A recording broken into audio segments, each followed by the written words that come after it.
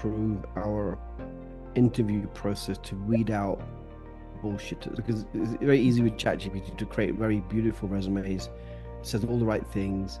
And I think now we have to, it's even more now, the HR and the hiring managers like you and Brittany, to read between the lines, right? It's not so much what they say they do, but it's how they say it, and how do we figure out what's true and what's bullshit. First, it would really be of great help if, as early as the client call or sales call, it can be established what will be the non-negotiables from the client. What are they very particular with?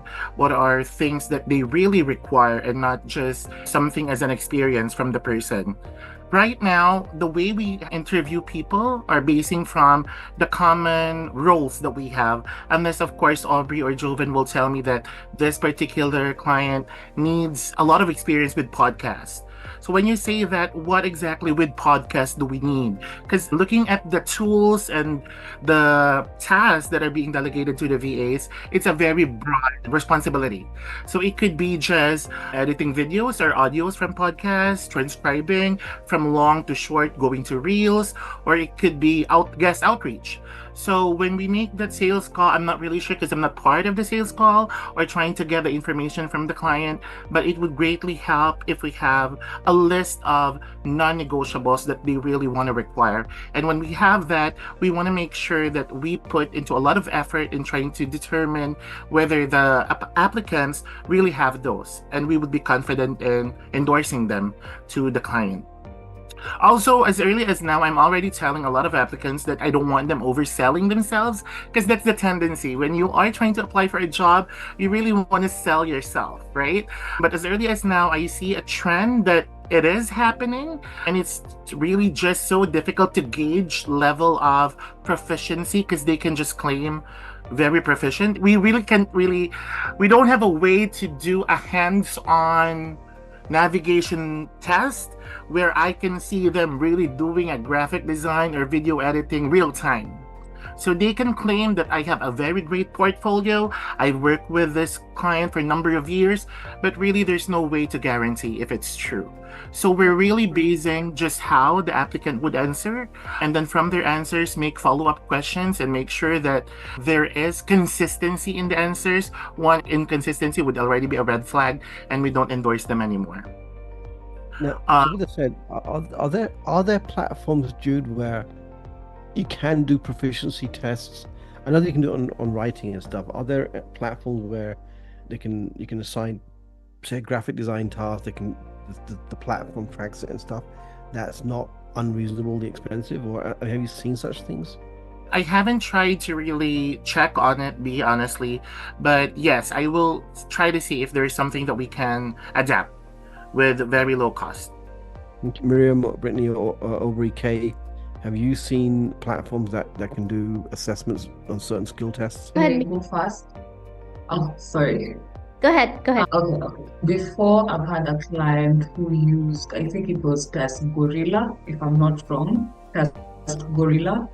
I think there's a cheaper version in there, because we've also experienced the same case scenario of where someone says they're proficient in something and they're not. But I can do a deep dive to other alternatives to Test Gorilla.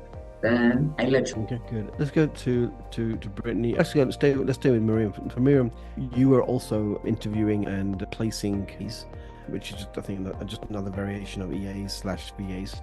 Anything you can add to improving our hiring process experience? In this end, what we also do is we have 4 series of tests. We start with the basic English. Then we go to for example, if you have a client who says they want something like video editing, we curate like a test for you on that. We start with the first test, we do another one just to ensure that what you did in the previous one is what you will do again. But we have a series of tests before we say you have definitely passed and we can definitely match you with this particular client.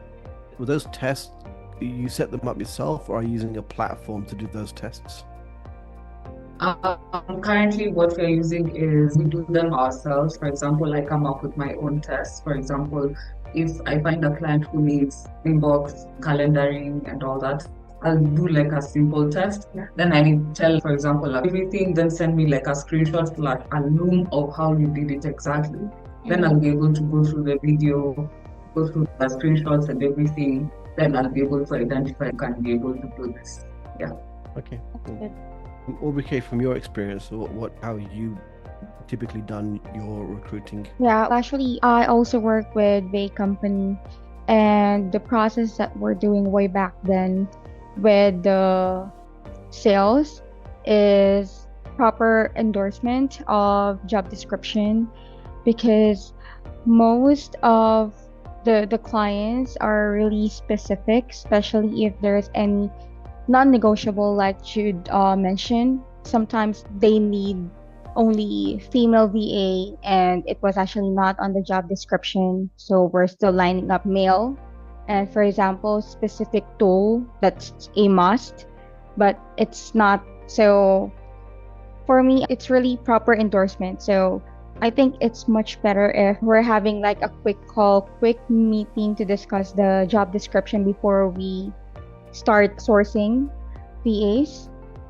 And then during interview is we are going to discuss all the job description to the VA and have them at least explain their experience with the tool, with the job role, if they do have experience in the past. And yeah, that's right. Jude is correct. We're just only basing on what they're saying, because based on my experience, some of the VAs are doing like fake it till you make it. They will tell you they know it, but when you endorse them to the client, they're just searching it in Google on how to do it, but it's actually not good impression. No, So part of my new video I'm going to be working on is I'm going to be telling these. So the idea of the new platform is basically VAs have an interest to apply to us. They've seen the job description. They're going to come to a page, and the page is designed to scare off time wasters. So I'm going to tell them up front, hey, by the way, we're going to make you jump through a few hoops. We have 3 levels of interviews. With the first level, then we have a job description level where once you've passed the first level, when it comes to actually positioning you for a job, there'll be another one where we'll go through the job description with you, and you have to answer how you're going to help this client, blah, blah, blah. You're going to sign this agreement, that agreement, we're going to aptitude test you, blah, blah. So I think the system itself can do a lot of the weeding out of people who are used to just bullshit applications, right? That means that we're going to have fewer number of applicants who pass, but I think we're going to end up with better quality people on the back end, right? So that's something I'm working on literally between now and end of next week there as well. Brittany, anything you kind of want to add to this conversation before we kind of wrap up? We've gone a little bit over the hour here. Okay, so one of the things that I have found a bit helpful in weaning out someone who's trying to bullshit and someone who's actually legit is asking very specific questions. I know maybe you might not have experience in all the tools, but let's say they say they have experience in Go High Level.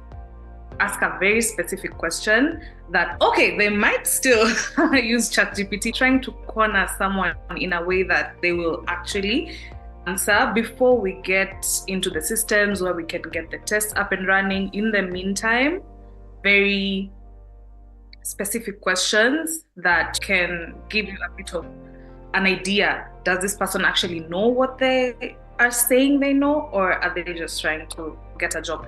I would also say Aubrey M is the one who left the meeting. Aubrey M, yeah. Sorry, I'll have to know the difference between the two. It might take some time. Okay.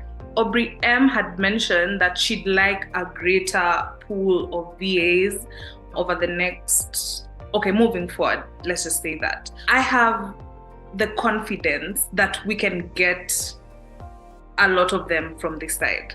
My question would be, are we able to handle as many as they come, or do we ease into it? That's my question. I wouldn't say we can have as many as they come. I think we do our best to bring clients on board. So I think it's more of a question of focusing on what we have right now, and then and we can give you some trends of what we typically are hiring for EA different levels of EA in terms of different skill sets of EA, social media, podcast, editing. These are the more common roles that we're hiring for, Jude, typically speaking. So rather than, I think Josephine recommended someone who has a finance background. We don't really get asked for a lot of finance background. Great resume, by the way. And I actually have presented her to one potential client that I think she'd be a good fit for. But that client's just so busy that they haven't responded. But so that if we have good candidates that we don't currently have a client for, I will think, okay, who do I know that could benefit from this client? It could be even from our current clients already, maybe wanting to add additional VAs. Yeah, so when we get rock stars like Miriam had a great resume, so I just sent it out to some people and say, look, I know that you're not hiring, but who do you know that needs a good VA? So we can do things. So I wouldn't say turn people away because we don't have clients for them. I think it's a good problem to have, but we're very upfront with the VAs too, that hey, look, we don't have a position for you just yet, but we're going to keep your resume on file. We're actually going to be actively looking for clients for you. And in the meantime, if you find somebody else, then that we understand, just let us know. So that way we can keep our database accurate in terms of available VAs as well. Yeah, and if the number of hours of what the VAs have available for work, that is something that we need to keep updated. That way, when we are going through the interview process, we're finding candidates, we know, okay, this VA has this many hours. Sometimes they start work and then they've added extra hours, but the VAs don't update those, and then we think they'll be right fit, but we find out later on that actually their time is taken by the current client, so we can't place them. So those are the kind of things that we need to make sure that we are keeping up to date when it comes to our database of our VAs. Can I just also add it be like because this is only for Aubrey K and Miriam, because Jude already knows this. Like when you also do interviews, please also check the attitude of the VAs, because especially right now in the Davao VAs, we have a very high retention rate. So our VAs are really working 2 years, 3 years now with our clients. We don't want VAs who will work with our clients and suddenly if they don't like working with the client, they will just leave without any notice. That's also the important thing that we need to check with our applicants, the attitude, if they are really willing to work with a client, even if this client is really hard to work with, if they are really patient, if they are really willing to work with this client. If they don't like to work with this client, they need to follow our process on where they need to inform us if they want to leave, if they want to resign. We just want to make sure that the the good impact that we have been giving to the clients will still remain. So if possible, check also the attitude of the applicants when you do the interviews. And I'll be sharing more docs with you, Brittany and Aubrey K, in terms of, it's called the outsourcing ethics. Basically, it's like a bunch of, it's not even rules, but values. It's like an expansion of values that form part of our approach to the industry in terms of what we expect from our client, from our VAs. But all of that will be automated a little bit by having it on the website as well, so that we don't end up wasting your time interviewing people who are not agreeing to our culture of how we do things as well. So that's going to, in the meantime, just keep, I think you've been very diligent with who you're interviewing. I think even you, Brittany, have been rejecting people who don't fit, don't pass your attitude test, don't pass the aptitude assessment there as well. And so same for you, Aubrey K, as you're filtering through people, do a first, what I would call a casual interview, which is just assess their personality. Is this someone that you would want to be a friend with, that you want to hang out with? That's ultimately what it is, right? We're building a community of VAs that you guys will get to hang out with, to connect with, to help each other out. So that's the approach that we have in terms of Jovis's attitude. That's what we're talking about in terms of, is this person someone that you would invite over to a picnic or to a barbecue? Because that's literally what we do. We invite VAs over, so we want them to have good interpersonal skills as well. This is just the first call. I'm really happy with where we're at, where we're going, bringing the team together like this. And again, everything is just open to improvement. So please, as you see things that can be improved, if you have ideas, keep sharing them with me, and we'll just do our best collectively to support each other and basically helping clients find the right match. The purpose of that, moving forward, the purpose of those calls is basically to review the open positions and just to see who you have in your resume, in your database, that might be a good fit for the open positions, right? So this is part of the enhancement process. Okay, we'll run through the list, and we'll just go through it one by one. And oh yeah, I got someone, or I can think of somebody who I can reach out. All right, everybody. All right. Thank Bye you, for now. everybody. Nice meeting everyone. Bye. Bye, guys.